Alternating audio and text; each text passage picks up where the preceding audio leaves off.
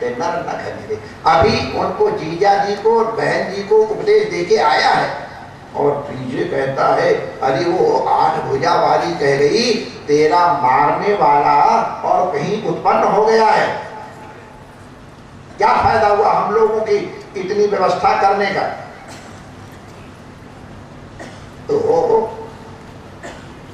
संगी लोग अगर कोई बचने जा रहा हो ना तो संगी लोग उसको और नरक में छोड़ते। तुलसी जस भवितव्यता और तैसी मिले सहाय। अरे इतने बड़े राजा महाराजा, जरासंध आपका लोहा मानता है, अपनी लड़की दे गया कि लियो एक दो लियो, तुम इतने बली हो। आप इतने बली राक्षसों को तो ऐसे कर देते हैं। अरे टुनुन जरा सा उसके लिए इतना घबरा रहे। ककड़ी तोड़ने में देर लगती, उनकी गर्दन तोड़ने में कितनी देर लगेगी? फालतू चिंता कर रहे हो। अरे क्या करूं, कहा है अस्यास्तु अष्टमो गर्भा, 8वां गर्भ जैसी में पहुंच गया कहीं ना कहीं। ये कौन सा कठिन काम है? ये तो अपने हाथ की बात है। अभी पैदा हुआ है ना, बता रही है। 8-10 दिन के जितने बालक हैं ब्रज के, गोविंदाय नमः कर दो, उसमें वो भी चला जाएगा। तो तुम बहुत समझदार हो, तुम हमारे हित चिंतक हो। वाह तो बड़ा हित चिंतक था। अगर कंस पाप न करता इतने तो उसका हित होता क्या? तो बड़ा हित चिंतक कृष्ण ने ठीक कहा। तो इंतजाम करो भाई। हाँ ये कौन सी बात, अभी भेजता हूं। अंतःकरण वहीं से बैठे बैठे संचालन कर, खुद तो नहीं आए, देखें अपने गुण को भेजता है, भाइयों को भेजता है, बहनों को भेजता है, या अपना कल्याण कर लिया। और भगवान कहते तू भेजता जा, मेरा काम ही कल्याण करना है। आया काहे कि वो कुछ सबका कल्याण ही करने लिया है। इंद्रियों से ही कल्याण होता है और इंद्रियों से ही बंधन होता है।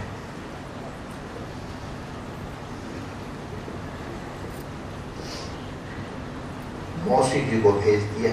आप लोग जानते मौसी जी कौन आई? पूतना।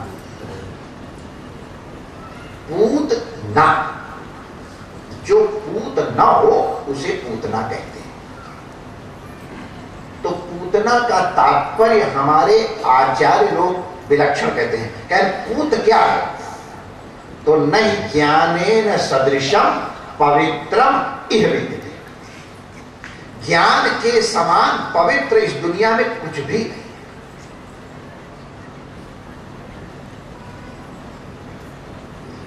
ज्ञान प्लवेन सर्वम संतरिष्यति। ज्ञानाग्नि दग्ध कर्माणि सब जला देती है, भस्म कर देती, भस्म सात कुरते। अग्नि में पवित्र डालो अपवित्र डालो, सबको वो शुद्ध कर देती है। राख पवित्र हो, बोले बाबा भी माथे पर लगाते, हमारे संत महापुरुष भी लगाते। नहीं ज्ञानेन सदृशम पवित्रम इह विद्यते। ज्ञान पवित्र है। और ज्ञान का उल्टा क्या है? पूत हो गया ज्ञान, और पूत ना माने ज्ञान का बाधक क्या है? ज्ञान है विद्या और अपवित्र है अविद्या।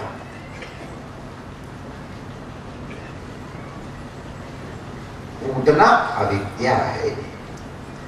जो पूतान अभिनयति, बड़े बड़े पवित्र आत्माओं को भी उड़ा ले जाती है, उसका नाम पूतना है।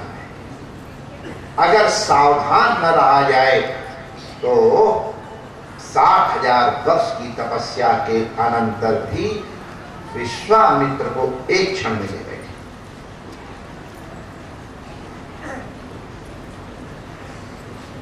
पूतना आई है। ये अविद्या आकर के कोशिश करती है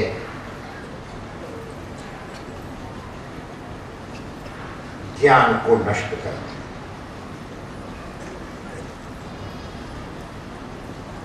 श्री कृष्ण ज्ञान प्रदीप, ज्ञान प्रदीप अविद्या नष्ट करने वाली है, लेकिन ज्ञान के आगे, प्रदीप के आगे अंधकार रहता नहीं है। अविद्या नष्ट करने आई, स्वयं नष्ट हो, मारने आई थी वो स्वयं अपनी सदगति करा बैठी। देखो ये पूतना की लीला हमारी और आपकी लीला है, इसलिए कही जा रही है।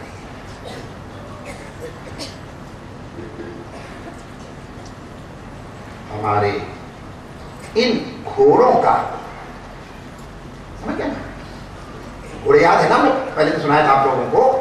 इंद्रियाणी हयान्याहु, इंद्रियां जो हैं घोड़े हैं, इनका संचालन पूतना कर रही है कि कृष्ण कर रहे। नंदोत्सव हो गया तो नंद बाबा बड़े प्रभाव में, गोकुल में तो सबको खूब लुटाया, हाथी दीने, घोड़ा दीने और दीनी पालकी, जवानन को हाथी घोड़ा और बूढ़े को पालकी, और जानन को लड्डू पेड़ा और बूढ़े को लापसी, खूब बांटा। लेकिन सोचा, ब्राह्मणों को खूब दान दिया, तो आपको कल सुनी लिया।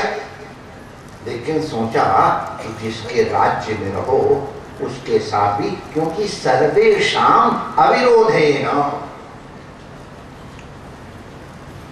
सबके साथ अविरोध होना चाहिए। कंस को टैक्स दे सके, गोकुल वाले ही टैक्स देते हैं तब अंतःकरण जीता है।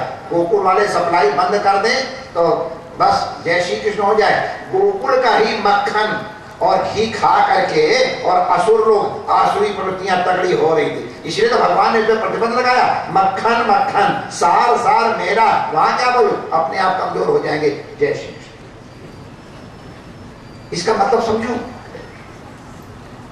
आसुरी प्रवृत्तियों को हम प्रबल करते हैं चिंतन आदि के द्वारा। काम जानामि ते मूलम संकल्पा खल जाएंगे। हम संकल्प करके और तब काम को जीवित करते हैं। उसकी सप्लाई बंद कर दो, संकल्प मत करो, काम अपने आप जय श्री कृष्ण हो जाएगा। कामात् क्रोधो भी जायते, काम से क्रोध उत्पन्न हो जाए, काम मर जाए, क्रोध आएगा ही नहीं। क्रोधात् भवति सम्मोह, सीढ़ी है, मोह भी, काम से क्रोध, क्रोध से मोह, मोह नष्ट हो जाएगा। सम्मोहात् स्मृति विभ्रम, स्मृति भ्रंशात् बुद्धिनाशा, ये सब के सब अपने आप स्टॉप हो जाएंगे, बंद हो जाएंगे, रुक जाएंगे अगर हमने अपने संकल्प को सुधार दिया। इसलिए मक्खन को और घी को सप्लाई मत करो। इसी तो भगवान को चोरी करके रोक रखा बंदा, लेके जो टैक्स दे पहले तुझे। गोपिकाएं, गोपिकाएं माने इंद्रियां पहुंचाती हैं, वहां सप्लाई करती हैं, भगवान लट लेके खबरदार कहीं तो। ये माखन चोरी वगैरह की लीला ये समझने की लीला है।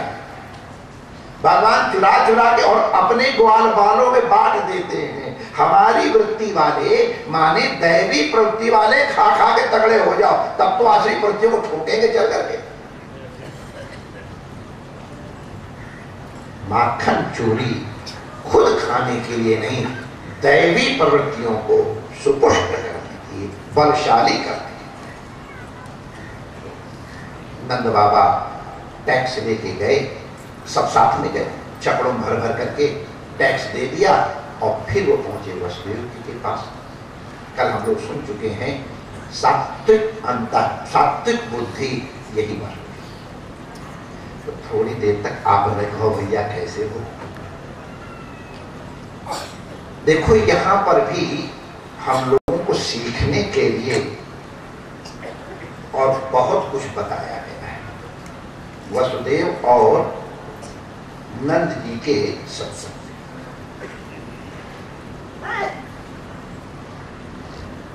कई लोग ऐसे हैं जब किसी के यहां जाएंगे तो अपना ही रोना लेके बैठ जाएंगे। क्या करूं, मेरा पेट खराब है और मेरी लड़की ऐसा कर रही है और लड़का तो हमारा बहू तो बस अपना ही रोना शुरू कर देगी। ऐसा नहीं करना चाहिए। मित्र का मतलब क्या है? जो मित्र के सुख में सुखी हो और मित्र के दुख में दुखी हो। जे न मित्र दुख होई दुखारी तिनहि बिलोकत पाप। संतों से घटना सुनी है।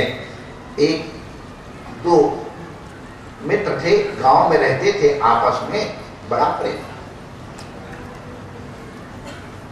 एक पढ़ लिख करके वकील बन गया और किसी बड़ी लॉ फर्म में अच्छे पद पे लग गया और गांव वाला गांव में खेती बाती कर रहा था। एक दिन गांव वाला पहुंचा मित्र तो 4 मिले 64 किले 20 रहे करजोत। बड़ी पसंद। अरे बहुत दिनों में आए तो क्या करूं, मेरे को वकालत से फुर्सत नहीं मिलती, बड़े केस लगे रहते हैं, कभी फाइल पर फेल करनी पड़ती, कभी अफसरों से मिलना पड़ता है। आजकल मुकदमा तो ऐसे ही है, बस जरा मेल जोल का काम ज्यादा है, फुर्सत नहीं मिलती। लेकिन मैं तो तुम्हारी याद करता था और क्या करूं, आज खेती में कभी निराव करना है, कभी पानी लगाना, कभी खाद डालना है, कभी पोछा करना पड़ता है, मुझे फुर्सत नहीं मिलती। मैं तुम्हारे थोड़ा घी लाया हूं। अरे काहे ले आया? तुम्हारी भाभी ने अपने हाथ से निकाल के चने भी लाया, देसी मुरमुरे भी लाया, हाँ सब्जी भाभी वाह। अरे सुनती हो, देखो घर का घी संभाल के थोड़ा थोड़ा देना। जब एकांत में बैठे, कहो तुम्हारी वकालत ठीक चल रही है, सब हो रहा है ठीक है? फिर उसने पूछा कि तुम कुछ चिंता तो लग रहे हो। वो आया था लड़की के ब्याह का निमंत्रण देने, तो जब मित्र ने हाथ पकड़ा पहले उसने मना किया, फिर जब उसने ज्यादा जोर लगाया तो गांव के किसान के आंखों में आंसू। क्या तुम दुखी हो जाओगे? नहीं, मैं अपना खेत बेचने की कोशिश कर रहा हूं, खेत बिक नहीं रहा है, ऐसी स्थिति हो रही है, जहर खाना पड़ेगा, लड़की का हाथ पीटेगा, मेरे पास पैसा नहीं, पैसे का इंतजाम नहीं हो रहा है, एक 50,000 रुपए का इंतजाम करना वो हो नहीं पा रहा है, मैं कोशिश करूं। भैया तुम कोशिश मत करो। वकील साहब की आंखों में आंसू आ गए। अपनी पत्नी को बुलाया, वो कल अभी वो पैसे आए थे 50,000 रुपए, वो ला, वो 50,000 रुपए मित्र के हाथ में, देखो। अरे नहीं, मैं नहीं लूंगा, हमारा तुम्हारा क्या भैया? नहीं नहीं नहीं, अच्छा जब तुम्हारे पास हो तो दे देना, चल जब हो तो दे देना, अब ले जाओ और किसी से चर्चा मत करना, बोलना मत, जब हो जाए तो दे देना, तुम्हारे घर में रखी। 50,000 रुपए महीने भर के लिए थे। मित्र चला गया, उसको दरवाजे तक पहुंचाया और अब वकील साहब रो रहे हैं। रुपए गए थे तो पत्नी भी मन में थोड़ा रो ही रही थी, ऊपर से तो नहीं, लेकिन इनको रोते हुए देखे, अब काहे रो रहे हो? इस समय तो बड़े उदार बन गए, सब 50,000 रुपए दे दिए, अब क्या खाओगे? बच्चों की फीस कहां से आएगी? तो मौका मिले और फिर देखो कैसी बढ़िया सवारी होती है, बस मौका मिलना चाहिए। Hit first, hit hard and hit constantly, सिर पे ही चढ़ गए। तो मित्र का रोने न रुके, और अब क्यों रो रहे हैं? आंसू पूछो ना। बड़े उदार बन गए तो रो के कहता है, देवी तुमने चुप क्यों नहीं हो जाती है? चुप क्या खास बिल्कुल तुम क्यों रो रहे हो? तुझे पता नहीं मैं क्यों रो रहा हूं और तू मुझे और दुखी कर रही है। मैं दुखी कर रही हूं, तुम रो रहे, तुमको मैं बता रही हूं, फिर तुम देवी जब तुझे पता नहीं तो क्यों कुछ रुला रहे हो? तो क्यों रो रहे हो? मैं इसलिए नहीं रो रहा हूं मेरे 50,000 रुपए चले गए, अरे तो मैं तो अभी एक अपने क्लाइंट को फोन करूंगा तो 2 लाख रुपए आ जाएंगे। फिर मैं इसलिए रो रहा हूं कि मैं उसका मित्र बनता हूं, मेरे मित्र को जहर खाने की नौबत आ गई और मुझे उसकी पीड़ा पता नहीं चली, उसका दुख नहीं पता चला। मेरी मित्रता पे धिक्कार है, इसलिए मैं रो रहा हूं कि मेरे मित्र की ये दुर्दशा और मैं पहचाना नहीं, मैं इसलिए रो रहा हूं। मेरा मित्र दुखी है और मैं यहां एयर कंडीशन कमरे में सो रहा हूं। देवी तुझे पता नहीं है, वो मेरा मित्र है। 50,000 क्या, अगर 5 लाख भी उसको होता, मुझे घर भी बेचना पड़ता तो मैं हाथ रोका था रुक्मिणी ने, वरना तो तीसरी मुट्ठी भी जा रही थी।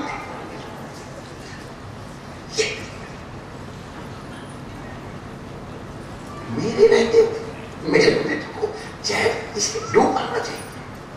तो मित्र का मतलब है मित्र के सुख में सुखी और मित्र के दुख में दुखी। तो वसुदेव जी से नंद बाबा कहते हैं, भैया तुम्हारे 6 बेटे हुए, सब दुष्ट ने मार दिए, कितनी दुखी बात है। अपना सुख नहीं बखान कर रहे, अगर नंद के आनंद भय सुन करके आ रहे हैं और चकाचक सब बटे हैं, मित्र के दुख को शेयर कर रहे हैं। एक बेटा ऐसे ही हो गया और एक बेटी भी बड़ी मुश्किल से, और उसको भी तुम्हारे कितनी दुखी हो, हमारी संवेदना है तुम्हारे पास भैया, मैं तुम्हारे दुख से बहुत दुखी हूं। और वसुदेव जी कितने समझदार हैं, अरे भैया ऐसी क्या बात है, तुम्हारा बेटा मेरा बेटा, तुम्हारे इस बुढ़ापे में संतान हुई है, हम गदगद हैं। कैसा है तुम्हारा बेटा, यशोदा ठीक तो है ना, बालक स्वस्थ है ना, हाँ सब ठीक है, लेकिन भैया तुम्हारे दुख में तुम कहो तो उसको ये भेजो, नहीं नहीं नहीं अभी वहीं पालो, यहाँ भेजोगे तो फिर वो आ जाएगा लेने के लिए, नहीं कहो तो यशोदा को दोनों को भेज दूं, तुम्हारा मन लग जाएगा उसके साथ, तुम्हारे घर में रहेगी, हम तो वहाँ भैया मछली में लगे रहते हैं, नहीं नहीं नहीं नहीं वहीं रखो और तुम्हारे घर में हमारे घर में। और एक तो अच्छा तुम ऐसा करो, रुको तो बड़ा अच्छा है, लेकिन मुझे ऐसा लग रहा है अब तुम जाओ। एक बार तो नंद बाबा को लगा ये मित्र हमको, लोग तो 3-3 दिन रोकते हैं और ये कह रहे जाओ, अब तुमने टैक्स दे दिया, हाँ हमसे मिलिए ना, अब तुम जाओ। क्यों? मुझे ऐसा लगता है गोकुल में अनिष्ट हो रहा है। एक चीज बताऊं, ध्यान रखना, हनुमान जी ने भी राम जी से कहा और शास्त्रों में भी लिखा है, विपत्ति का मतलब क्या है? विपदो नैव विपदा, संपदो नैव संपदा, विपद विस्मरणम विष्णो हो, संपद नारायण स्मृति। अगर तुमको भगवान की, अगर तुमको अपने गुरु की, एक ही चीज इसलिए कह रहा हूं, याद बनी हुई है तो तुम्हारी विपत्ति भी संपत्ति बन जाए।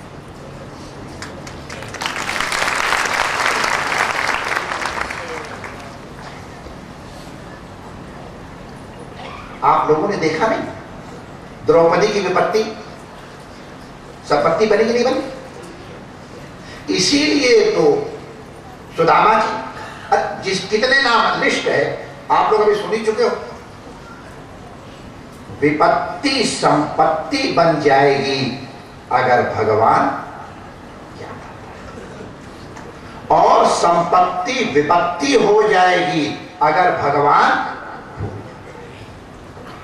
इसलिए संतों ने कह दिया है कि विपत्ति का मतलब भगवान को भूलना और संपत्ति का मतलब है भगवान को याद करना। विपत्ति न विपत्ति है, संपत्ति न संपत्ति है। भगवान को भूलना सबसे बड़ी विपत्ति और भगवान की याद करना सबसे बड़ी संपत्ति।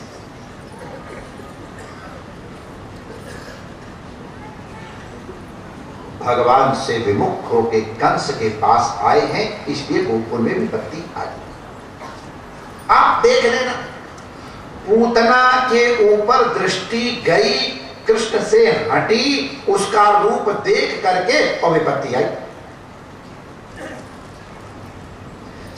सकटासुर कहां से आया?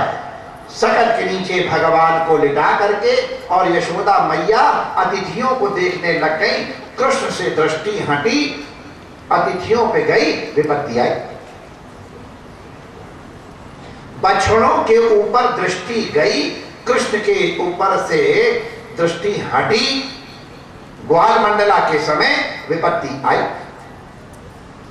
भगवान बगल में नाच रहे हैं ठुमुक ठुमुक, भगवान से दृष्टि हटके अपने ऊपर गई। हम कितनी भाग्यशाली हैं और विपत्ति आई।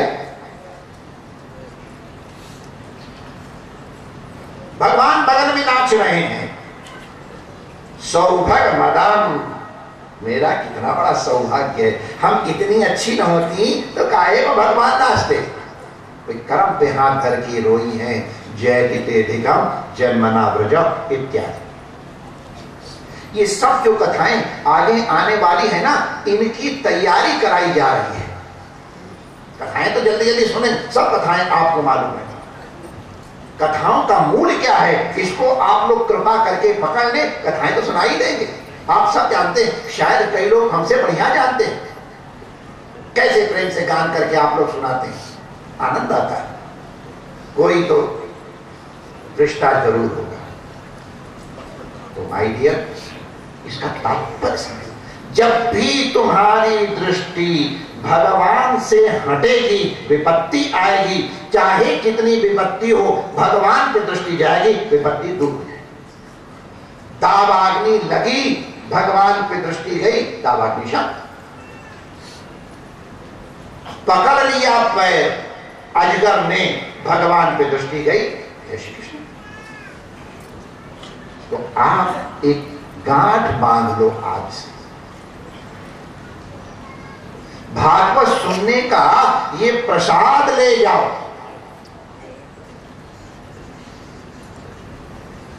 चाहे कितना कठिन समय आएगा, हम भगवान को और अपने गुरु को नहीं भूलेंगे।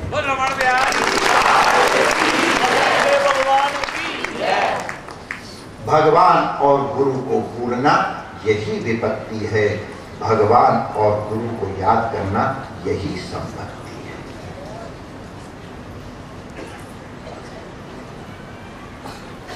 भगवान से दृष्टि हटी थी नंद बाबा की, कंस के पर दृष्टि गई, आपत्तियां आ गई। लेकिन अद्भुत देखो, साइकिल चलाते चलाते कभी अगर कोई झटका लग जाए, हैंडल गड़बड़ाता है। समझदार ड्राइवर वो होता है, चलाने वाला तत्काल बैलेंस करता है, लेके चला गया। हैंडल गड़बड़ाना बुरी बात नहीं है, कितनी शीघ्र तुम बैलेंस कर लेते हो, ये साइकिलिस्ट की पहचान है। यहां बहुत आर्मी के ऑफिसर्स और सिपाही बैठे हुए हैं। सिपाही रैंक के भी हैं, एनसीओज भी हैं, जेसीओज भी हैं और कमीशन ऑफिसर्स बैठे हैं। मिलिट्री में कौन आदमी मेहनत करते समय कितना पहलवान है, किसकी सांस कितनी जल्दी फूलती, इससे निर्णय नहीं करते हैं। पहाड़ पे चढ़ोगे सांस तो चढ़ेगी, लेकिन कितनी जल्दी तुम्हारी श्वास रिस्टोर हो जाती है, कितनी जल्दी तुम अपनी सांस को बड़ी जल्दी बैलेंस कर लेते हो। जितनी जल्दी सांस ठीक हो जाए उतना शरीर स्वस्थ। जितनी जल्दी तुम विपत्ति में, भूलता है, क्यों नहीं भूलता है, स्वभाव है जीव का। जीव का भूलने का स्वभाव है, घबराना मत। मैंने आपसे कहा जिंदगी में कितनी बार मैंने भूल की है, लेकिन मनुष्य गलती का पुतला है जो अक्सर हो ही जाती है। अगर गलती रुलाती है तो राहें भी दिखाती है। जो गलती कर समझ जाए उसे इंसान कहते हैं। गलती होना गड़बड़ी नहीं है। साइकिल में एक्सीडेंट हुआ, गिर पड़े, कोई बात नहीं, वो गिरे, गिरकर उठे, उठकर चले। नंद बाबा को जब वसुदेव जी ने कहा तो वसुदेव जी सत्यवादी हैं, ये इनको मालूम था। तो इसलिए हमारे योग दर्शन में भी लिखा है सत्य प्रतिष्ठायाम क्रिया फलाशयत्वम्, सच्चे आदमी की बात जरूर सच्ची। वसुदेव जी सत्यवादी कंस तक मानता है। अगर वसुदेव जी कह रहे हैं गोकुल में उत्पात हो रहे हैं तो जरूर उत्पात हो रहे हैं, तुरंत अपने लाला के कल्याण की आशंका से नंद बाबा तुरंत ला दो छकड़े चलो, अच्छा हम चलते पीछे जल्दी जल्दी आओ, नदी पार भी करनी है। फिर रास्ते में सब उस समय ये सड़क नहीं बनी थी जिस पे आप लोग जाते हो, वैसे ही था रास्ता तो हमारे सामने तक नहीं था, अब रोड बन गई है। चलो, लेकिन अद्भुत एक संकेत किया जाता है, रास्ता चलते ही नंद बाबा हरि की शरण में गए। ये चीज आप लोग नोट करना, दूसरा कथा तो सुनाएंगे। जैसे ही चले मुख भगवान की ओर हुआ तो उस समय लिखा हुआ भागवत में नंद बाबा मानसिक रूप से हरि की शरण में गए। ये शरण का मतलब तुम लोग जानते हो क्या होता है? जहां आश्रय लिया जाता है उसको शरण है। पानी बरस रहा हो, जहां घुस गए शरण। धूप लग रही हो, जहां बैठ करके धूप रुक जाए उसे शरण कहते हैं। घर को भी शरण है, क्योंकि घर में धूप से, वायु से, सर्दी गर्मी से बचा जाता है, इसको शरण। शरण माने आश्रय, जहां विपत्तियों से बचा जाए। विपत्ति की सुन के भगवान की शरण में गए। क्यों? क्योंकि भगवान तो सब जगह है। कौन ऐसी जगह है जहां भगवान नहीं? इसलिए हरि स्मृति सर्व विपत्ति विमोक्षणम, समस्त विपत्तियों का विमोक्ष करने वाली है। और नंद बाबा स्वस्थ हो गए, भगवान की याद आ गई, अब सब ठीक, और ठीक हुआ। उतना अविद्या है ब्रज में, इंद्रियों में, इंद्रियों के विलास की जगह में ब्रज, यस्मिन् यत्र ब्रज, ब्रज गतौ, जहां घूमा जाए, जहां आनंद लिया जाए। ब्रज आनंद लेने की जगह है, वहां घूमो, लताओं में ब्रज की गुजारा करेंगे, कन्हैया कन्हैया ब्रज गतौ घूमो। और आगे क्या क्या कथा करके तो कन्हैया कन्हैया पुकारा। मिलेंगे कहीं तो वो बांके बिहारी और शरण पर उनकी मनाया ब्रज गतौ घूमो। अथवा जो इंद्रिय समूह भगवान की ओर चले, ब्रजति कृष्ण समीपम कृष्णांतिके वा ब्रज, पूरा ब्रज केवल एक लक्ष्य रह गया था जब कन्हैया थे, कैसे कृष्ण को देखा जाए, कैसे कृष्ण के साथ खेला जाए, कैसे कृष्ण के साथ प्यार किया जाए। पूरे ब्रज में यही तो हो रहा था। इसलिए ब्रजत कृष्णांतिके, उसमें पूतना आ गई। सावधान रहना, पूतना आती है, अविद्या आती, पूतना आ गई। वल्लभाचार्य जी कहते हैं कि पूतना अविद्या है साक्ष्य। तो पूतना अब कैसे पहुंचे? देखा कि अब यहाँ गोकुल में पुरुष तो कोई है ही नहीं, ये भूल गए कि परम पुरुष यही है। और इसलिए छनन मनन और रूप धारण करके आए।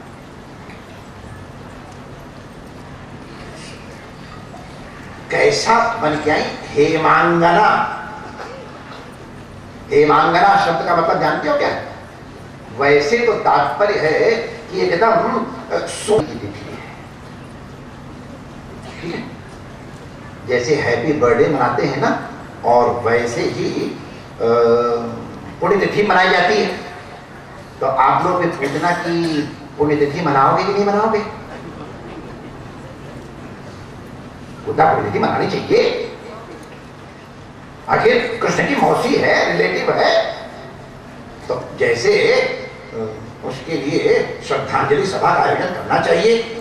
पूतना आई थी ऐसे छनन मनन पोशाक धारण करके आई थी, जिधर देख लें उधर ही आदमी कृतार्थ हो जाए। वो एक उसमें है, रघुवंश नहीं है, हाँ रघुवंश नहीं है, इंदुमती ऐसा उपमा कालिदासस्य, कालिदास जैसी उपमा कोई कर ही नहीं सकता है। इंदुमती दीपक की तरह है, जहां जहां जाती है वो प्रकाशित हो जाता है, और जहां से छोड़ के चली आती है वहां अंधेरा। जैसे आज यहाँ पर तो दिख ही नहीं रहा, हमको ऐसे जोर लगाना पड़ा दीपक इंदुमती। तो जो तो इंदुमती का स्वयंवर हो रहा है, और इंदुमती हाथ में माला लेके चल रही है। तो जिधर इंदुमती देखती है नजरों से, और वो चमक जाता है उत्साह हमारा, इंदुमती मेरी ओर देख रही है, क्या पता ये वरमाला मिली जाए।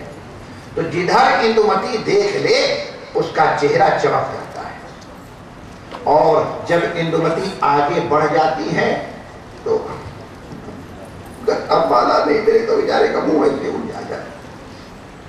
बड़ा बढ़िया उपमा लिखी है कालिदास ने कि दीपक के समान इंदुमती जलती है, जिसकी तरफ देखती है वो उज्जवल हो जाता है, और जिसकी तरफ नजर फेर लेती है वो बेचारा सिकुड़ जाता, क्या अंधेरा हो जाता, उसका चेहरा कालिख जैसा हो जाता है। तो उसी तरफ जिस तरह पूतना देवी देख ले, देख रही है मेरी तरफ। अरे मैं क्या बताऊं आप लोगों को, तो सिनेमा वाली आती है ना, वो हमारे यहाँ भी एक बार यमुना पूजन के समय आ गई थी, बहुत बढ़िया वाली तो बेचारी वो अच्छा किया, ये तो हम क्षमा मांगते हैं ऐसा किया उन्होंने, लेकिन कुछ किशोरी नहीं दिया हमारे पास, और उसको बेचारी बड़ी उम्मीद थी कि हमारा स्वागत होएगा, और स्वागत क्या हमारे तो। लेकिन जब हम चले आए तो पीछे खड़े के मेरी फोटो खींचे, मेरी फोटो, सब लोग उसके बगल में खड़े कर फोटो खिंचाने लगे। अरे कहा ये माया है कि वो चले गए महाराज जी, तो पीछे माया ने कब्जा किया, तो यमुना किनारे फोटो देखिए ऐसी हुई। जिधर पूतना यो देख ले निहाल हो जाए, वाह वाह मेरी तरफ देखा, फलानी आई थी मेरी तरफ फोटो निहाल। अरे अविद्या है हमारी देर बड़ी बोलती। खैर वो तो बेचारी अविद्या बन के नहीं आई, बड़ी श्रद्धा पूर्वक आई थी, और थोड़ा हम उस दिन यमुना पूजन करने व्यस्त रहे, हम उनसे माफी मांग लेते हैं। वैसे हमारे मन में बहुत आदर उनके लिए, बहुत इतनी अच्छी कलाकार, इतना भगवान रूप भी पुण्य से मिलता है, इतना जन सम्मान भी पुण्य से मिलता है। अगर उनका पुण्य न होता तो ये नहीं, और फिर अगर पुण्य न होता तो फिर ऐसे पवित्र अवसर पर इतने पवित्र संतों की चरण लेने पहुंचती कैसे? इसलिए वो भी पवित्र है, और पूत ही है, दूसरा नाम नहीं, इसलिए हम उनको वंदन करते हैं। तो लेकिन जो देखे लट्टू हो जाता, मेरी तरफ उन्होंने देखा, वही पूतना जिसको देखने लगा। यशोदा मैया भी उसके रूप को देख करके यशोदा मैया की दृष्टि उधर गई, भगवान से हट करके, बस यही गड़बड़ी हो गई। कृष्ण से अधिक सुंदर और कौन है? आप लोग भी कभी ये अवसर आए तो सावधान रहना, पूतना की तरफ मत देखना, अपने पूत की ओर देखना, लाला की तरफ देखना, पवित्र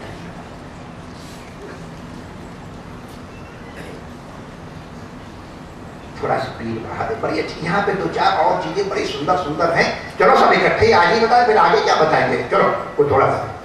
भगवान ने पूतना को देख करके आंखें बंद कर दी।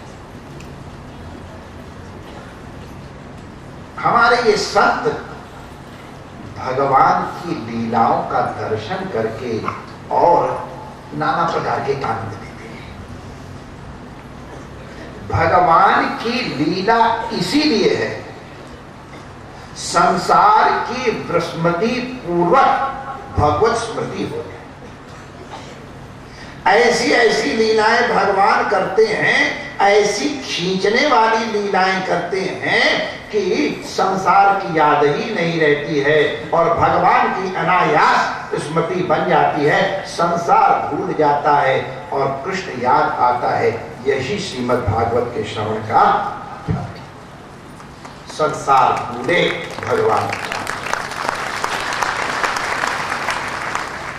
भगवान ने आंखें बंद कर ली। क्यों आंखें बंद कर ली? हमारे संत लोग बहुत उत्प्रेक्षाएं हैं, हम केवल 2-1 सुना देंगे। फिर निमंत्रण है नेक्स्ट टाइम जाओ, नेक्स्ट टाइम और देखो आनंद की बहुत चीजें भगवान ने। वो एक बार किसी ने पूछा था, रमा देवी के नाटक को देख के बहुत लोगों को आशा। मैं जब काशी में था उस समय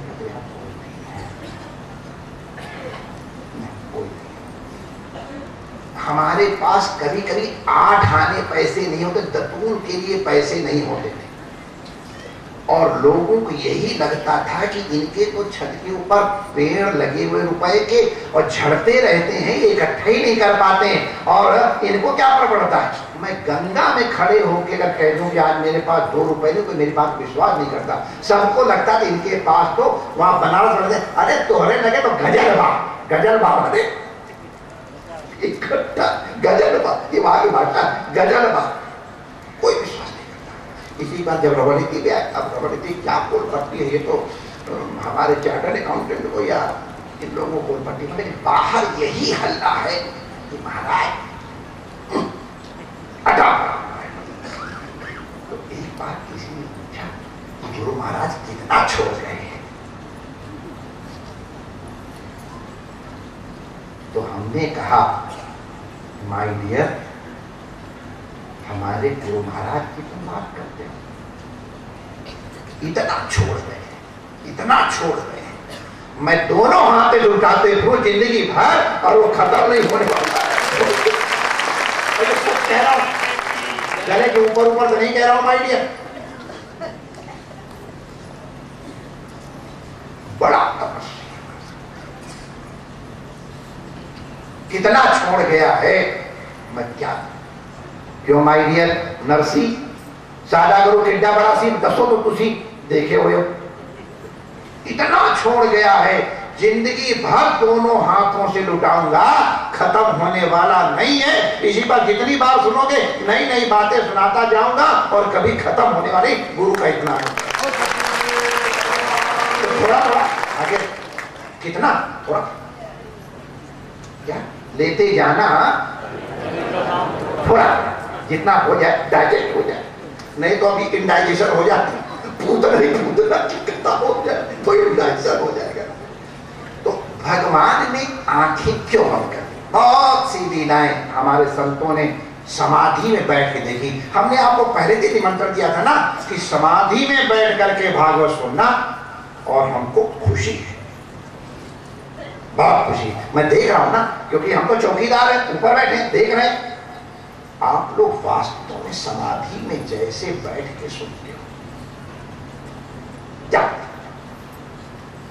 क्योंकि समाधि ना अनुस्मरण। नारद जी ने व्यास जी से कहा था समाधि में बैठ करके भगवान की लीलाओं का स्मरण करो, चिंतन करो और फिर लिखो।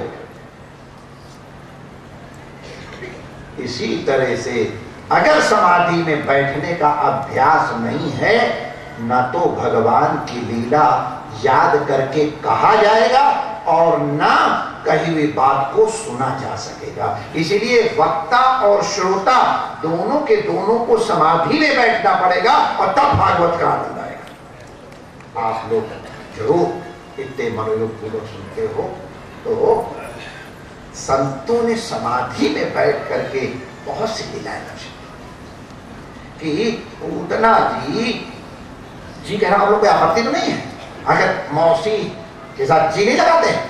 मौसी जी, पूतना जी, आखिर भगवान के हाथ उसका कल्याण हुआ है तो क्या कि जी नहीं लगाना चाहिए? भगवान के पास डायरेक्ट अप्रोच हुई है तो पूतना जी जब पहुंची हैं तो भगवान ने नहीं। तो हमारे कई संत लोग पूछते हैं कि ये भगवान ने आंखें क्यों बंद कर? तो हमारे संतों ने कई एक तो ये दर्शन किया कि ये हत्यारिणी है, पूतना बालकनी रुधिराशना, बालकों को मारने वाली, खून पीने वाली है, ऐसी अपवित्रा का मैं मुंह नहीं देखूंगा। इसलिए भगवान ने आंखें बंद। तो दूसरे का कहते हैं ऐसी बात मत करो भगवान के लिए, छी छी छी। भगवान का वचन है अपिचेत सुदुराचारो। फिर अगर कितना भी पापी होए, सन्मुख होए जीव मोय जब ही जन्म कोटि अगर नाश। तो फिर भगवान ने कहा अब मैं क्या करूं? आई तो है मां का एक्टिंग करने के लिए, भाई जैसी एक्टिंग करनी हो ड्रेस उसी का रूप होनी चाहिए। अब कोई नाटक कर रहा है सुदामा का और पहन करके कार्डिगन का सूट आ जाए तो फिर वो नाटक तो ठीक नहीं रहेगा, नाटक बिगड़ जाए, भूलना पड़ेगा मैं कौन। हमारे संत लोग कभी कभी बड़ी सुंदर सुंदर बातें बताते हैं। एक बार रामलीला हो रही थी तो जो हनुमान जी का पाठ कर रहा था उसको बुखार लगे तो खड़ा नहीं हो जाता। तो हनुमान जी तगड़े से थे और रावण जो था वो एक सूबेदार मेजर थे। तो यहाँ सूबेदार मेजर मेरे सामने बैठे तो दुबले पतले, बहुत बड़ा तगड़ा सूबेदार मेजर, उसको रावण बनाया गया, रावण का नाटक कर रहा था। और सूबेदार मेजर साहब की और बड़ी इज्जत थी। तो हनुमान जी जब नहीं मिले तो बीमार हो गए तो मोटा तगड़ा आदमी देखा था, एक हलवाई था छोटू लाल। छोटू लाल को लाल लाल अंडरवियर पहना के और बना के और उसको बना दिया हनुमान। गदा लेके छोटू लाल पहुंच गए उधर बैठे। तो जब रावण जब वहां पहुंचा तो वो सूबेदार मेजर साहब जो रावण बने, बंदा तू कौन है? तो सूबेदार मेजर साहब की डांट सुन के हनुमान कहते मैं छोटू लाल हलवाई हूं सरकार। बेचारा रावण ही शर्मा गया, क्या करूं छोटू लाल हलवाई। तो भूलना पड़ता है। जैसा जस काछिए तस काछिए, जस चाहिए नाचे। जैसा नाच रहे हो उस तरह का कछनी काचनी चाहिए। भरतनाट्यम करना हुए और तुम सूट पहन करके और फिर करने लगा तो बनेगा? भरतनाट्यम के ऐसी साड़ी, ऐसे सिर के ऊपर बड़ी लंबी से वेणी, असली बाल ना हो तो नकली भी मिलते हैं। क्यों मिलते हैं? यहां तक रखने। तो भरतनाट्यम करना हो तो फिर ड्रेस नहीं चलेगी, और अगर ट्विस्टिंग करनी हो तो फिर वो दक्षिण में कौन सी साड़ी होती है वो वाली साड़ी नहीं चलेगी। चलो अभी याद आए तो बता दूंगा। कांजीवरम साड़ी, हाँ कांजीवरम साड़ी पहन के ट्विस्टिंग करोगे तो नहीं चलेगा, उसके लिए तो फिर ड्रेस ही चाहिए। और गिद्दा पाना हो तो फिर तो सूट चाहिए, सलवार कुर्ता। गिद्दा पाने वास्ते तो फिर तुसी वो वाली साड़ी पड़ो कांजीवरम होनी चाहिए, फिर तो गिद्दा पाने वास्ते तो फिर यही चाहिए। तो जैसा नाच नाचना हो वैसी ड्रेस पहननी चाहिए। महाराज की पूजा करने आ रहे हैं और चाहे कितने बड़े वो हो, धोती में ही आना पड़ेगा तो पूजा हो पाए। तो इसी तरह तो बन के तो माता आई है, और श्रृंगार कैसा करके आई है, लिखा हुआ है लक्ष्मी की तरह। लक्ष्मी भगवान की कौन है? पत्नी। तो पत्नी की तो पोशाक धारण की है और आई माता बन करके। अरे ऐसी निकृष्टता क्या, मैं तुझे देखते नहीं।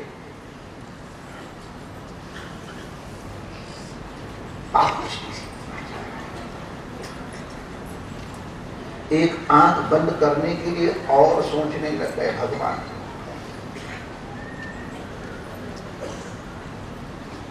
हम तो ब्रज में आए थे कि माखन मिश्री खाएंगे।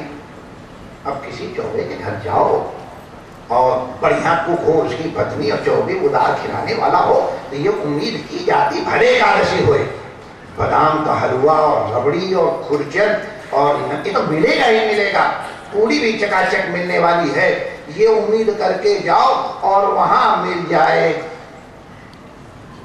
कुछ कड़ुआ कड़ुआ सा, तो क्या हालत हो। आंखें बंद कर आए तो थे माल। और तो भगवान ने कहा हम तो आए थे ब्रज में माखन मिश्री खाएंगे और हमारी मौसी जहर लेके आ रही है, मैं क्या करूं। आंखें बंद करके भगवान बैठ गए। उम्मीद के ऊपर एक और दृष्टि करते हैं संत लोग। भगवान ने कहा कि विषपान की आदत तो भोले बाबा को है। तो भगवान भोले बाबा का ध्यान कर रहे। ए भोले बाबा, जब वहां आया था तो दूध अमृत है, और उसमें जब विष आया था तो विष आपने पी लिया था और अमृत दूसरों को पिलाया था। तो आज भी हमारी आदरणीय मौसी जी आई हुई हैं और जहर लेके आई हैं, तो कृपा करके जहर आप पी लो और दूध मैं पी लूंगा। इसलिए ध्याये नित्यम महेशम। भगवान शिव जी का ध्यान कर रहे। आओ भोले बाबा कृपा करो, और हम तुम तो 2 दिन पहले आके गए लेकिन फिर आ गए, जल्दी आ जाओ। और किसी तरह से उस दिन तो झगड़ा हुआ था, तो तुम वहीं बैठे हो ना चिंताहरण में, जल्दी आ जाओ। और मौसी जी की चीजों बंटवारा कर देना चाहिए, जहर तुम्हारा और दूध। और संत लोग दृष्टि करते हैं कि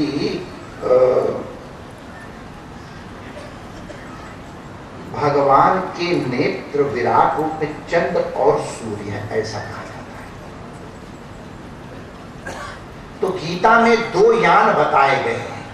यान माने जाने के रास्ते, एक चांद्रमार्ग, एक सूर्य मार्ग। इनसे जीव जाता है। तो सूर्य और चंद्रमा ने दोनों ने कहा, चंद्रयान ने कहा नो एडमिशन, हमारे भगवान को जय दें, हम नहीं आने देंगे।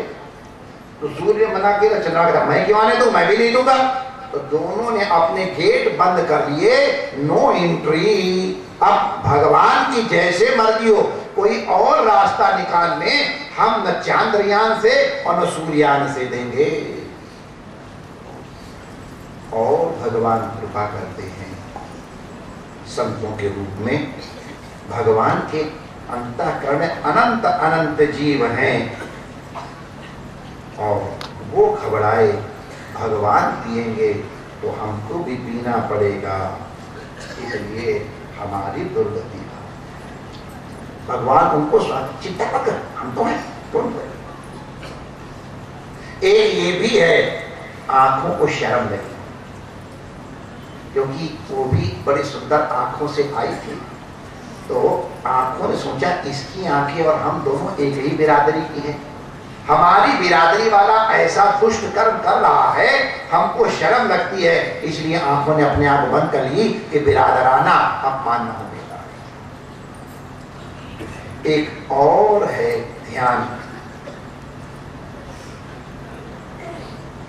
भगवान सोचते हैं इसे कौन सी दृष्टि से देखूं, कृपा दृष्टि से देखूं कि क्रूर दृष्टि से। कृपा दृष्टि से देखूंगा तो दिव्य लोक चली जाएगी, क्रोध दृष्टि से देखूंगा तो ये भस्म हो जाएगा। तो इसके अंदर की जो वासनाएं हैं वो वासनाएं नष्ट नहीं हो पाएंगी, इसलिए ना तो इसकी और देखो, अगर वासना शेष रह जाती है तो दोबारा जन्म लेना होता है। इसलिए भगवान ने कहा न मैं क्रूर दृष्टि से देखूंगा न कृपा दृष्टि से देखूंगा, इसलिए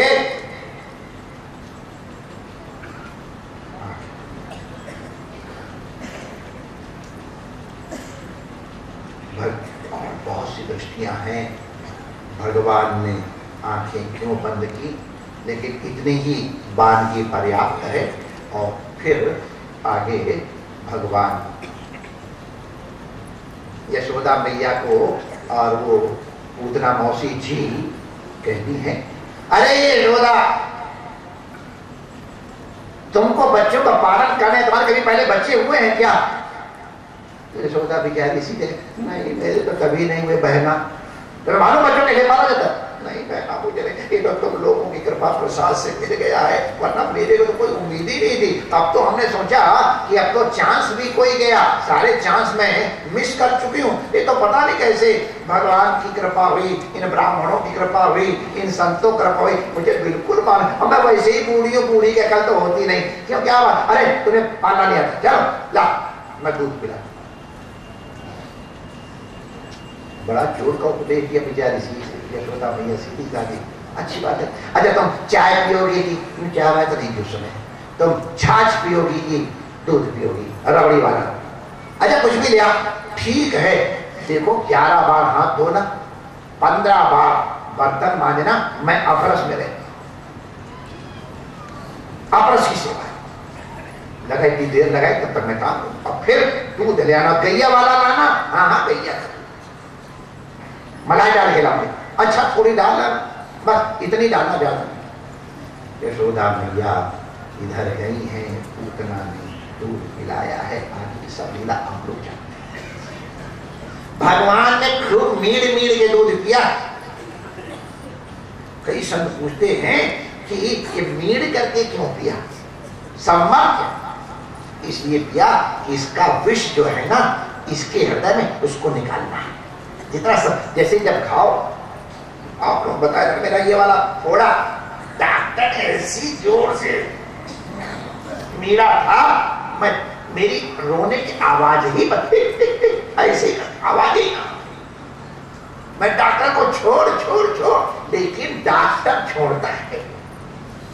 उसी तरह ये मुंच कह रही है, छोड़। भगवान ने कहा हमारे स्कूल में पकड़ना तो सिखाया गया था, छोड़ना मुझे आता ही नहीं है। जिसको पकड़ लेता हूं वो कितना छुड़ाने की कोशिश करे। जिसके ऊपर भगवान की एक बार कृपा हो गई वो छूटना नहीं चाहे, भगवान को आते नहीं। यद गत्वा न निवर्तन्ते तत्थाम परमं मम, रोज हमारे संत लोग दोहराते हैं। उनके पास पहुंच गए तो छोड़ना आते हैं। ये पूतना जो है ना, एक बलाए भी आती है, अलाय बलाय होती है ना, तो उसको दूर करने के लिए मुंच पूतने ऐसे मंत्र पढ़ा जाता है। हमारे डॉक्टर प्रभाकर त्रिपाठी जी PhD है कर्मकांड में, पुराना मुंच। तो पूतना ने सोचा जब मुंच मंत्र बोला जाता है तो मुझे छोड़ना पड़ता है, तो मुझे भी ये मंत्र मालूम है, अब मैं मुंच ऐसे कह दूं कृष्ण से तो छोड़ देगा। कृष्ण का मुंच पूतने है, और मैं तो पूत हूं, इसलिए पूत माने पवित्र, पपूत माने बेटा तेरा बेटा बन गया हूं, अब मैं तुझे छोड़ूंगा मैया? और आप लोग घबराना मत, जब मैं मैया कह रहा हूं, भागवत की बात है, मैं अपने मन से नहीं कह रहा हूं। बड़े बड़े यहाँ बैठे हुए भागवत के आचार्य मंडलेश्वर जी भी और भी रोज भागवत करने वाले, हमारे डॉक्टर प्रभाकर के पास भागवत करते रामानंद जी बैठे। गड़बड़ कहूंगा तो तुरंत मुझे टोक देंगे, महाराज कह क्या रहे हैं आप?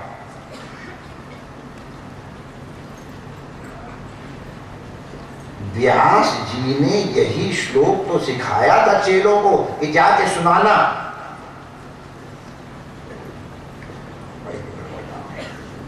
12 बज गए,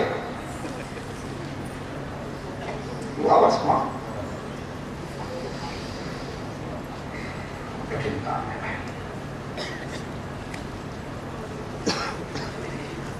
क्या है वो? 12 बज गए तो मेरी बुद्धि के 12 बज गए।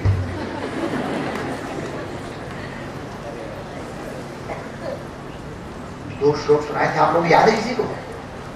एक तो बर्हा बीजम नटवर वट्टू वाला है, और पहला क्या था?